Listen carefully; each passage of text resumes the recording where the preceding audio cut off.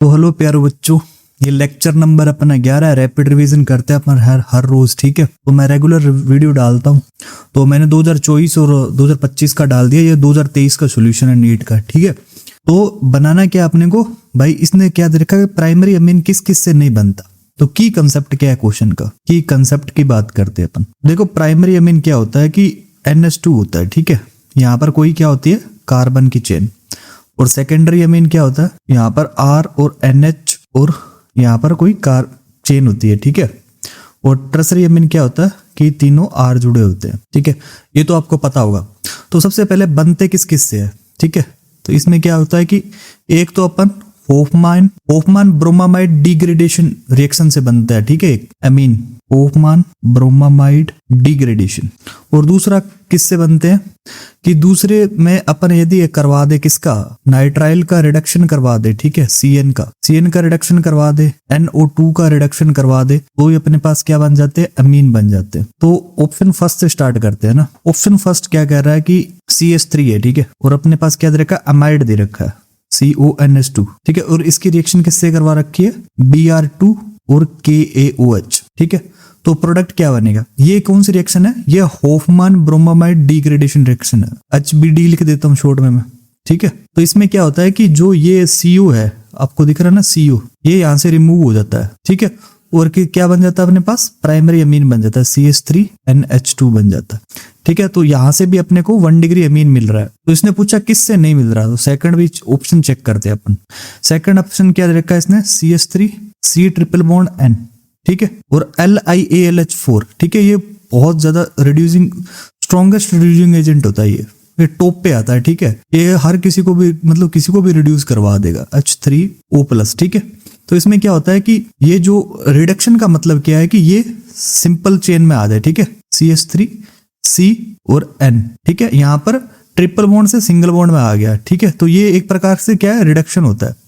तो ये अपने पास प्रोडक्ट बन गया। और ऑप्शन थर्ड क्या है, ऑप्शन थर्ड है CH3, यहाँ पर NC दे दिया इसने इस बार, NCLiAlH4। तो इससे क्या बनेगा प्रोडक्ट, इससे बनेगा अपना सेकेंडरी अमीन CH3NH और CH3 बन जाएगा, ठीक है। ये क्या है, सेकेंडरी अमीन है। तो प्राइमरी अमीन किससे नहीं बनता, यहाँ से तो अपन सेकेंडरी अमीन मिल गया। तो ऑप्शन थर्ड अपना करेक्ट आ गया, ठीक है। Option third correct. अपन लास्ट ऑप्शन भी चेक करते हैं, ठीक है।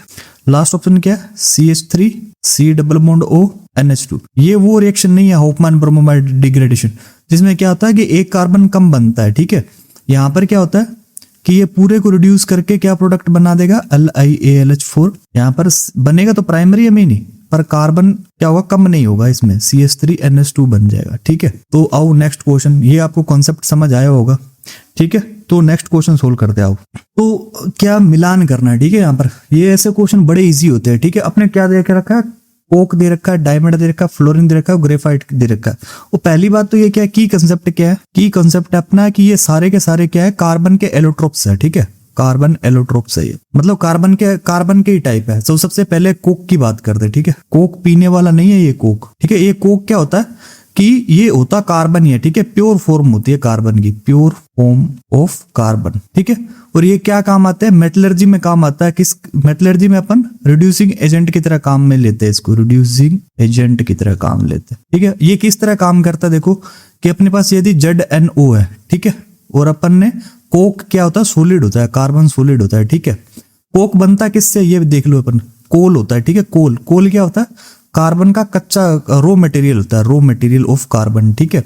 इसको जब अपन हीट करते हैं, ठीक है, और किसमें यहाँ पर क्या होती है, एयर नहीं होती, एयर यहाँ पर नहीं होती, ठीक है, एब्सेंस ऑफ एयर होती है, ठीक है। तो यहाँ पर ये कार्बन सॉलिड में चेंज हो जाता है और यहाँ पर क्या बन जाता है, अपने पास कोक बन जाता है, कोक। और ये क्या होता है, 90 से 96% तक क्या होता है, प्योर फॉर्म होती है कार्बन की, ठीक है। तो अपन बात कर रहे थे ZNO, ठीक है।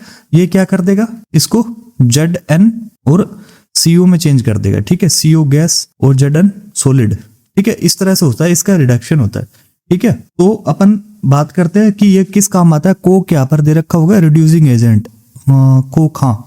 तो ये किससे मिल गया, थर्ड से मिल गया, ठीक है। और ऑप्शन सेकंड चेक करते हैं, ठीक है। ऑप्शन सेकंड क्या है, डायमंड भी क्या होता है, कार्बन होता है। डायमंड भी क्या होता है, कार्बन का ही एलोट्रोप्स होता है, ठीक है। तो ये डायमंड की क्या उसने पूछी है, मतलब डायमंड की स्ट्रक्चर कैसे पूछी, स्ट्रक्चर होती है, ठीक है, डायमंड की स्ट्रक्चर कैसे होती है पहले ये देख लो। डायमंड क्या होता है, sp3 कार्बन ही होता है इसके अंदर। तो इसकी स्ट्रक्चर कैसे होती है ये इंपॉर्टेंट है।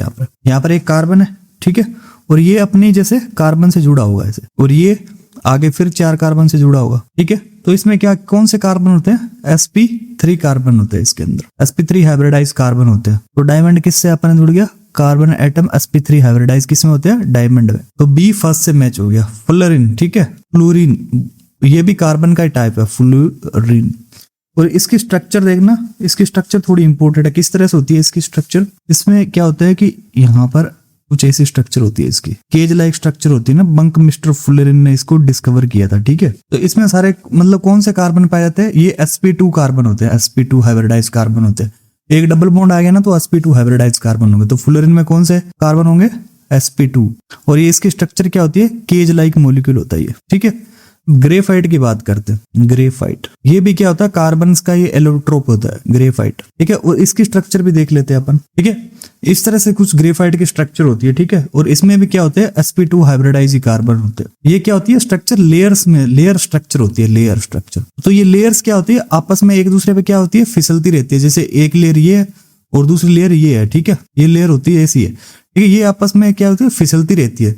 तो इसका अपन क्या किस लिए यूज करते हैं, लुब्रिकेंट के लिए यूज करते हैं इसका, लुब्रिकेंट की तरह यूज करते हैं इसका। तो ये किससे मैच हो गया, ग्रेफाइट ड्राई लुब्रिकेंट। डी किससे मैच हो गया, सेकंड से, ठीक है। तो नेक्स्ट क्वेश्चन सोल्व करते हैं अपन।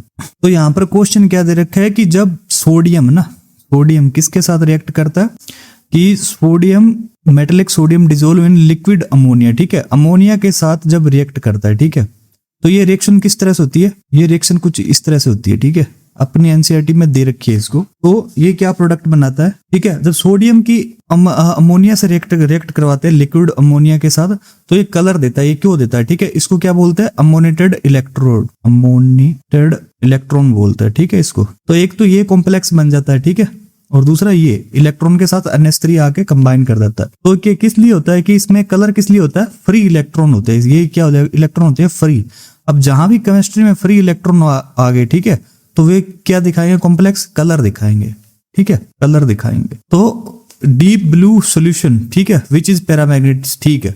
जहां पर फ्री इलेक्ट्रॉन होंगे वो क्या होगा, कॉम्प्लेक्स पैरामैग्नेटिक होगा। ये भी इसने सही बात की है। तो कलर और पैरामैग्नेटिक होता है। तो रीजन क्या दे रखा है कि डीप ब्लू कलर क्या एमाइड बना देता है, नहीं ये गलत है। असर्शन सही है और रीजन क्या है इसका, गलत है।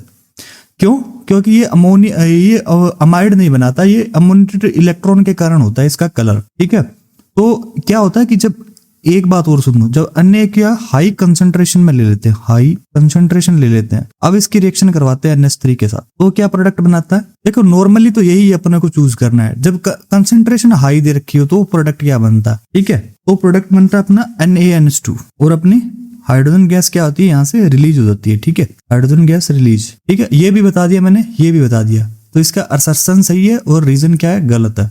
और नेक्स्ट क्वेश्चन सोल्व करते हैं। देखो लसाने टेस्ट क्या होता है, ठीक है, लसाने टेस्ट, लसाने टेस्ट तो क्या बोलते हैं, सोडियम फ्यूजन टेस्ट भी बोलते हैं, ठीक है, सोडियम फ्यूजन टेस्ट। और ये किस काम आता है, कोई भी अपना ऑर्गेनिक कंपाउंड है, ठीक है, ऑर्गेनिक मान लो ये कोई ऑर्गेनिक कंपाउंड, OC लिख देता हूँ, ठीक है। ऑर्गेनिक कंपाउंड में यदि अपने पास क्या क्या हो, एक तो अलग कलर से लिख देता हूँ यहाँ पर, क्या क्या हो अपने पास, कि नाइट्रोजन हो, ठीक है। ऑर्गेनिक कंपाउंड के अंदर की बात कर रहा हूँ, ठीक है, नाइट्रोजन हो, या फिर क्या हो, सल्फर हो, ठीक है, या फिर क्या हो, क्लोरीन हो, ठीक है, या फिर क्या हो, ब्रोमीन हो, ठीक है, Br, या फिर आयोडीन हो, ठीक है, या फिर क्या हो, फॉस्फोरस, ठीक है। ऑर्गेनिक कंपाउंड के अंदर यदि मेरे को ये मिल गए, nitrogen, sulphur, chlorine, bromide, iodine और फास्फोरस, तो इसको ये क्या करता है, डिटेक्ट करता है। सोडियम फ्यूजन टेस्ट इनको डिटेक्ट करता है। अभी ऑर्गेनिक कंपाउंड में क्या क्या है, ऑर्गेनिक कंपाउंड में क्या होता है, एक कार्बन भी होता है ना, ऑर्गेनिक कंपाउंड का कार्बन से तो बनते हैं और पूरी कार्बन पे डिपेंडेंट है, तो ऑर्गेनिक कंपाउंड में कार्बन भी होगा, ठीक है। तो कार्बन कंपाउंड के साथ यदि अपने क्या क्या मिल गया, nitrogen, sulphur, chlorine, bromine, iodine और फॉस्फोरस मिल गया, तो इसको डिटेक्ट करने का काम आता है लसाने टेस्ट, ठीक है। और ये सबसे पहले ये बॉन्ड कौन सा होता है, इनके पास कोवलेंट बॉन्ड होता है। इनसे ये ऑर्गेनिक कंपाउंड ये किस बॉन्ड से जुड़ा होता है, ये कोवलेंट बॉन्ड से जुड़ा होता है, ठीक है, कोवलेंट बॉन्ड से। अब इसको क्या करते हैं, अभी ऑर्गेनिक कंपाउंड है ये, ठीक है। इसको अपन क्या करते हैं, सोडियम के साथ क्या करते हैं, हीट करते हैं, ठीक है। इसको क्या बोलते हैं, फ्यूजन भी बोल सकते हैं, हीट या फ्यूजन भी बोल सकते हैं। तो अपने पास क्या क्या क्या होता है कि एक सॉल्यूशन बन जाता है, ठीक है, सॉल्यूशन। और इस सॉल्यूशन क्या बोलते हैं हम, लसगाने सॉल्यूशन बोलते हैं, ठीक है, लसगाने सॉल्यूशन बोलते हैं, ठीक है। तो कैसे डिटेक्ट करता है, आओ पता लगाते हैं, ठीक है। ये कोवेलेंट को क्या किस में चेंज कर देता है, जब सोडियम इसके साथ मतलब सोडियम को इसके साथ गर्म करता है तो किस कोवेलेंट कंपाउंड किस में बन जाता है, आयोनिक कंपाउंड में, आयोनिक कंपाउंड में। और ये आयोनिक कंपाउंड क्या होता है कि पानी में घुल जाता है इजीली, ठीक है। ये ध्यान रखना भी, लसगाने टेस्ट किस किस के काम आता है ये पूछ सकता है, nitrogen, sulphur, chlorine, bromine, iodine, phosphorus और फास्फोरस, ठीक है, इनको डिटेक्ट करने के लिए काम आता है, ठीक है। इसने पूछा क्या है कि लसगाने टेस्ट को बोथ कार्बन, हाँ ठीक है। तो क्या क्या पूछा इसने कि अपने पास क्या है, कार्बन है, ठीक है, और क्या क्या क्या दे रखा है, नाइट्रोजन सल्फर, नाइट्रोजन और सल्फर। और इसको क्या कर दिया अपन ने, सोडियम के साथ क्या कर दिया, हीट कर दिया। तो अपने पास क्या कंपाउंड बन गया, ठीक है। कार्बन तो कार्बन कंपाउंड होगा ही, ठीक है, अपने पास क्योंकि कार्बन एक कंपाउंड के अंदर ही डिटेक्ट करते हैं अपन। तो अपने पास क्या बन गया, NaSCN, ठीक है। इसको क्या बोलते हैं, सोडियम थायोसाइनेट बोलते हैं, सोडियम थायोसाइनेट, ठीक है। अब ये सोडियम थायोसाइनेट Fe+3 के साथ रिएक्ट कर जाता है, NaSCN, तो क्या बना लेता है अपने पास, कॉम्प्लेक्स का फॉर्मेशन होता है FeSCN, ठीक है, FeSCN+2। तो ये क्या होता है, ये क्या रेड ब्लड होता है, ठीक है। ये इसका कलर क्या होता है, blood red, blood red colour का होता है। तो ये किस कंपाउंड के फॉर्मेशन के कारण होता है, ऑप्शन 4 के कारण, ऑप्शन 4, ठीक है। इसी का कलर क्या होता है, ब्लड रेड होता है, यही पूछा इसने। तो और लसगाने टेस्ट किस किस के डिटेक्शन में काम आता है कि ऑर्गेनिक कंपाउंड में कौन कौन से अपना nitrogen, sulphur, chlorine, phosphorus, bromine और फॉस्फोरस में से कौन कौन सा एलिमेंट है, ठीक है, एलिमेंट डिटेक्शन का काम आता है ये। चलो आगे क्वेश्चन सोल्व करते हैं। तो इसने क्या पूछा है, सेल कांस्टेंट पूछा, ठीक है। सेल कांस्टेंट क्या होता है, L/A को क्या बोलते हैं अपन, सेल कांस्टेंट बोलते हैं। और इसने दिया क्या क्या है कि अपने को क्या कंडक्टिविटी क्या होती है, पहले तो ये समझो कंडक्टिविटी क्या होती है। कंडक्टिविटी होती है भाई कि अपनी इलेक्ट्रिसिटी कितनी इजीली फ्लो होती है, ठीक है, ease of flow of current होता है कंडक्टिविटी, यानी जिसका भी रेजिस्टेंस या प्रतिरोध कम होगा उसकी कंडक्टिविटी क्या होती है, बहुत ज्यादा होती है। तो कंडक्टिविटी को किससे लिखते हैं, कप्पा, ठीक है, कप्पा से लिखते हैं। और ये व्युत्क्रमानुपाती किसकी होती है, रेजिस्टेंस के, ठीक है। अब यदि मैं इस कप्पा ये व्युत्क्रमानुपाती का निशान मतलब सिंबल हटा दूं तो अपने पास क्या आता है, एक सेल कांस्टेंट आता है, ठीक है। इसको G* बोल देते हैं अपन, G*/R, ठीक है।